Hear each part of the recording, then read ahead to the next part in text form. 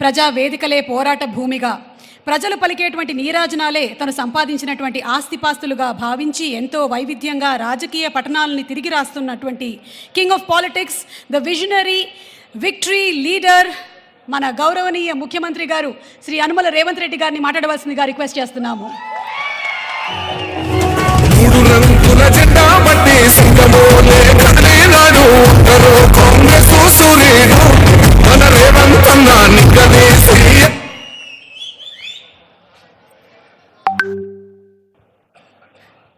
మిత్రులారా, ఈరోజు ఒక మంచి ఎకో టూరిజం పార్క్ను ప్రారంభించడానికి, ఎకో టూరిజంను ఒక మంచి పర్యాటక కేంద్రంగా, వ్యాపార దృక్పథం కాకుండా ఒక పర్యాటక క్షేత్రంగా తయారు చేసి రామ్దేవ్ గారు దాదాపుగా 25 సంవత్సరాల తన అనుభవాన్ని, ఆదాయాన్ని ఈ 150 ఎకరాలలో ఒక మంచి పార్కును ఏర్పాటు చేసి ఈ కార్యక్రమం ప్రారంభోత్సవానికి నాతో పాటు మెగాస్టార్, కేంద్ర మాజీ మంత్రివర్యులు, మనందరి అభిమాన నాయకుడు చిరంజీవి గారిని ప్రత్యేకంగా ఆహ్వానించి, అదేవిధంగా తెలంగాణ మంత్రివర్యులు జూపల్లి కృష్ణారావు గారిని, అదేవిధంగా చీఫ్ విప్ శాసనమండలి పట్నం మహేందర్ రెడ్డి గారిని, లోక్సభ సభ్యులు మిత్రుడు సీఎం రమేష్ గారిని, రాజ్యసభ సభ్యులు అనిల్ కుమార్ యాదవ్ గారిని, శాసనసభ్యులు మల్రెడ్డి రంగారెడ్డి గారిని, స్థానిక శాసనసభ్యులు కాలే యాదయ్య గారిని, ఇతర రంగారెడ్డి జిల్లా నాయకులందరినీ ఆహ్వానించి ఒక మంచి కార్యక్రమాన్ని ఏర్పాటు చేయడం జరిగింది. వాస్తవంగా మా ప్రభుత్వం ఏర్పడ్డ తర్వాత అధికారులతో, మంత్రులతో చర్చించి తెలంగాణ రాష్ట్రం ఐటీ, ఫార్మా రంగాలలో రాణించడం, ఇన్ఫ్రాస్ట్రక్చర్ రంగాలలో దేశంలోనే ప్రముఖ సంస్థలు తెలంగాణ రాష్ట్రం నుంచి ఈరోజు నిర్మాణ రంగంలో రాణించినాయి. ఇక తెలంగాణ రాష్ట్రానికి కావలసింది temple tourism, health tourism, eco tourism. ఒక రాష్ట్రం యొక్క ఆదాయం పెరగాలి, ఒక రాష్ట్రానికి గుర్తింపు రావాలి అని అంటే పరిశ్రమలు, పెట్టుబడులే కాదు, ఆ రాష్ట్రంలో ఉన్న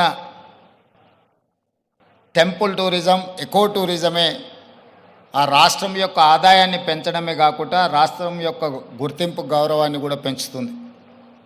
ఈరోజు మనకు సంబంధించిన మిత్రులు కావచ్చు, బంధువులు కావచ్చు, చాలామంది వాళ్ళ పిల్లల పెళ్ళిళ్ళు చేయాలన్నా, శుభ కార్యక్రమాలు ఏమైనా చేయాలి అని అంటే మన ప్రాంతం కాకుండా రాజస్థాన్కో లేకపోతే ఇతర దేశాల్లోకి వెళ్ళి అక్కడ కార్యక్రమాలు చేసుకుంటున్నారు.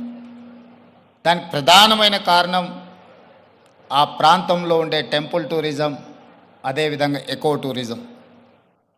వీటితో పాటు ఎవరిని కదిలిచ్చినా మన వాళ్ళని బెంగళూరు జిందల్లో జాయిన్ అయినని కొంతకాలము అని చెప్పి చెప్తూ ఉంటారు.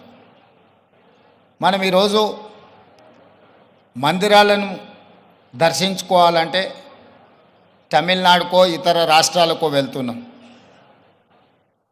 ఫారెస్ట్లో ప్రకృతి సహజ వనరులను చూడాలి అంటే మధ్యప్రదేశో లేకపోతే ఇతర రాష్ట్రాలకు వెళ్తున్నాం. అదేవిధంగా హెల్త్ టూరిజం విషయంలో కూడా మనం ఎక్కడెక్కడికో వెళ్ళాల్సిన పరిస్థితి.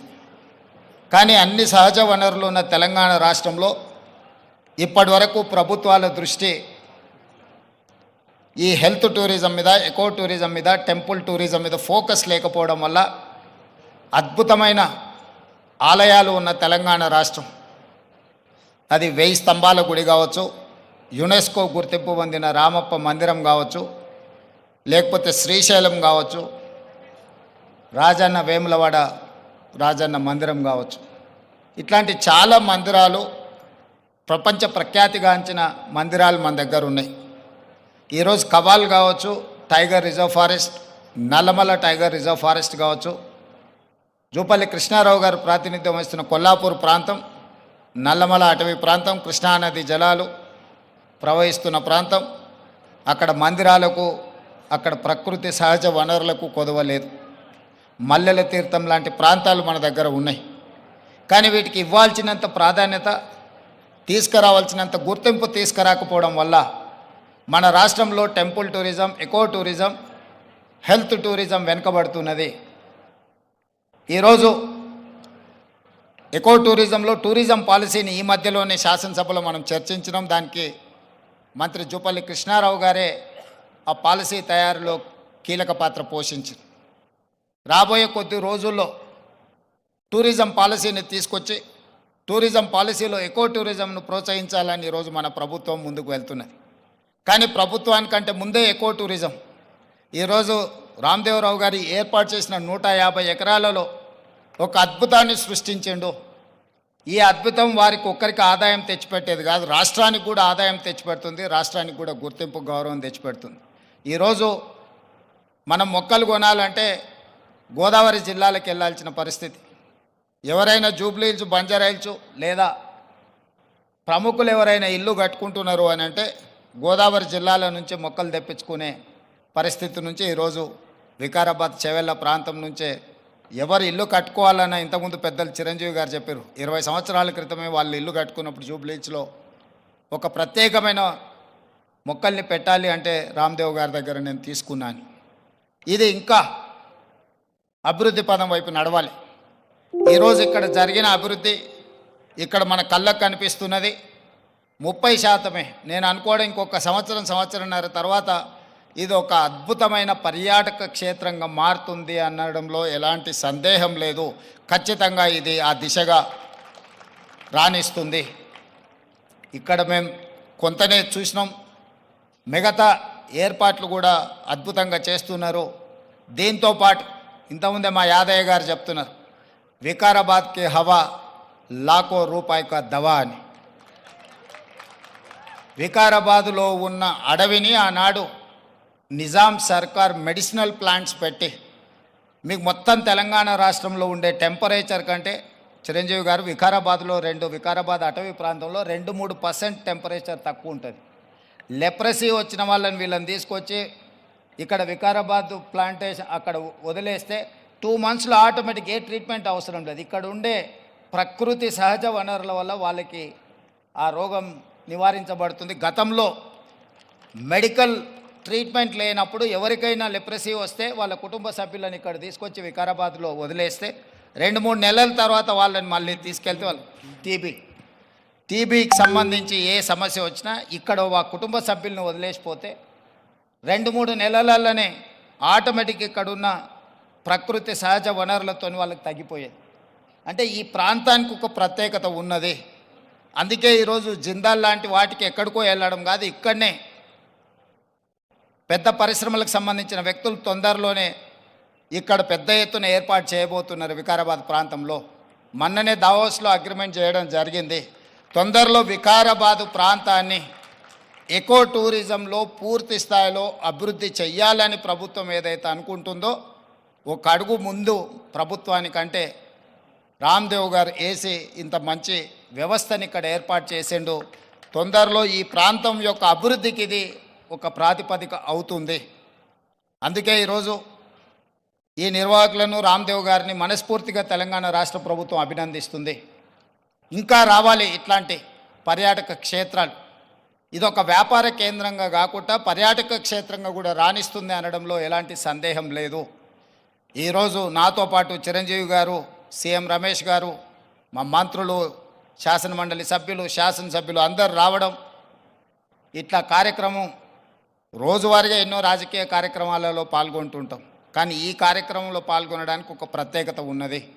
ఈ ప్రత్యేకత రాష్ట్రం యొక్క ఆలోచనకు అనుగుణంగా ఉన్నది.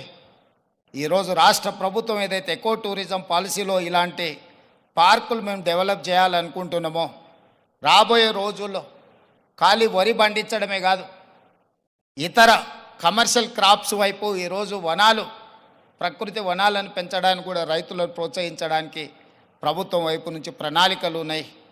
వాళ్ళందరికీ కూడా ఇలాంటి వ్యాపార కేంద్రాలు ఉంటే రైతులు పెంచే మొక్కల్ని కొనుగోలు చేయడానికి అవకాశం ఉంటుంది. 1,000,000 మొక్కల్ని తెలంగాణ రాష్ట్ర ప్రభుత్వం పెట్టాలంటే ఎక్కడో ఒకడ గ్రామాల దగ్గర ఆ మొక్కల్లో పెంపడానికి క్షేత్రాలు ఇస్తున్నాం. కానీ 6 నెలలు సంవత్సరమే పెంచితే అవి మేము నాటినప్పుడు 20-30% ఎక్కువ బ్రతకడం లేదు. అందుకే రాబోయే రోజుల్లో మా మంత్రి గారికి సూచన చేస్తున్నా, అదేవిధంగా ఫారెస్ట్ మినిస్టర్ గారికి కూడా నేను ఆదేశాలు ఇస్తా. 2-3 సంవత్సరాలు పెంచిన మొక్కల్ని తీసుకెళ్ళి నాటితే మొక్కలు బతకడానికి ఎక్కువ అవకాశం ఉంటుంది. కానీ మరి రైతు 2-3 సంవత్సరాల ఆదాయం లేకుండా ఉండాలి అని అంటే రైతు బ్రతకం కూడా కష్టమవుతుంది. అందుకే దానికి తగ్గట్టుగా ధర చెల్లించి రాష్ట్ర ప్రభుత్వమే కొనుగోలు చేసి రాష్ట్ర ప్రభుత్వం నాటే హరితహారం మొక్కల్ని 3 సంవత్సరాలు 4 సంవత్సరాలు పెంచిన పెద్ద మొక్కల్ని నాటితే అది ఒక్క సీజన్లో మనం కాపాడుకోగలిగితే చాలు, అది తప్పకుండా చెట్టుగా వృక్షంగా మారే అవకాశం ఉంటుంది. అందుకే రాబోయే రోజుల్లో ప్రభుత్వం యొక్క విధి విధానాలను చర్చించుకొని వాటిని సవరించుకొని తెలంగాణ రాష్ట్రాన్ని ఒక ప్రకృతి వనంగా మార్చాలని. అక్కడ రామయ్య గారు ఉన్నారు, ఒక సామాన్యమైన రైతు. మీరందరూ వారు ఎవరో అనుకోవచ్చు. రామయ్య గారు ఆయన ఒక వ్యవసాయ కుటుంబం నుంచి వచ్చి మొక్కలు నాటే కార్యక్రమంలో భారత ప్రభుత్వం వారికి పద్మశ్రీ అవార్డు ఇచ్చింది. చిరంజీవి గారు రాణిస్తే చిరంజీవి గారికి పద్మభూషణ్ ఏ విధంగా ఒక రంగంలో రాణిస్తే ఇచ్చిండ్రో, ఒక రైతుకు కూడా మొక్కలు నాటడంలో రాణించినందుకు రామయ్య గారికి ఆ గుర్తింపు వచ్చింది. ఖమ్మం జిల్లాలో ఒక మారుమూల ప్రాంతంలో ఉండే ఒక వ్యవసాయ రైతు మొక్కలు నాటడం వల్ల పద్మశ్రీని సాధించిండు. అంటే ఒక కమిట్మెంట్, డెడికేషన్ ఉంటే ఈ ప్రభుత్వాలు గుర్తిస్తాయి, ప్రోత్సహిస్తాయి. రామయ్య గారు లాంటి వాళ్ళను మనం ఆదర్శంగా తీసుకోవాలి.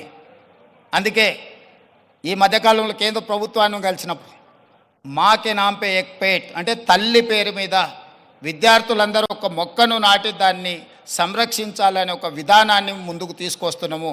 ప్రతి విద్యార్థి తమ కన్న తల్లి పేరు మీద ఒక మొక్క నాటి ఆ స్కూల్లో ఆ మొక్కను కాపాడితే కొన్ని లక్షలాది కోట్లాది మొక్కల్ని ప్రతి సంవత్సరం మనం పెంచుకుంటూ పోవచ్చు. ఇట్లాంటి వినూత్నమైన కార్యక్రమాలను ప్రభుత్వం తీసుకురావాలనుకుంటుంది. తొందరలోనే ఈ విధి విధానాలతో ముందుకు వస్తాం. ఏది ఏమైనా రామ్దేవ్ గారిని మనస్ఫూర్తిగా అభినందిస్తున్నా. ఒక మంచి పర్యాటక క్షేత్రంగా దీన్ని తీర్చిదిద్దండి. ప్రభుత్వం వైపు నుంచి అవసరమైన సహకారం తప్పకుండా ప్రభుత్వం అందిస్తుంది. మంత్రి జూపల్లి కృష్ణారావు గారు, స్థానిక శాసనసభ్యులు యాదయ్య గారు, మహేందర్ రెడ్డి గారు ఉన్నారు. ఏదైనా స్థానికంగా అంశాలు ఉన్నా కూడా వారు మీకు సంపూర్ణమైన సహకారాన్ని అందిస్తారని తెలియజేస్తూ మీ అందరి దగ్గర సెలవు తీసుకుంటున్నారు. ధన్యవాదాలు మిత్రులారా.